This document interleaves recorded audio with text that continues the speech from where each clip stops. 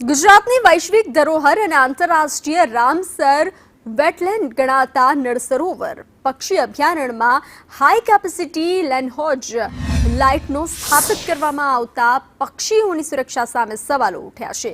One વિભાગ દ્વારા શિકાર અટકાવવાના નામે નળ સરોવરના અતિ સંવેદનશીલ વિસ્તારમાં હાઈ કેપેસિટી કેમેરા અને ઉચ્ચ ક્ષમતાવાળી હેલોજન લાઇટો સ્થાપિત કરવાની કામગીરી શરૂ કરાતા સ્થાનિક પક્ષી ગાઈડ્સે મોરચો માંડ્યો છે।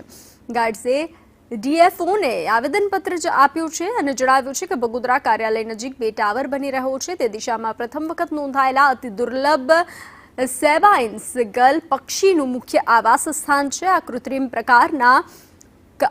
કૃત્રિમ પ્રકાશના કારણે પ્રવાસી બતકો અને જળચર પક્ષીઓ રાત્રિનો આરામ અને દિશા ભૂલી જશે। વન વિભાગ આ કામગીરી રોકે અને સમગ્ર બાબતનું વૈજ્ઞાનિક મૂલ્યાંકન કરે તેવી માંગ ઉઠી છે।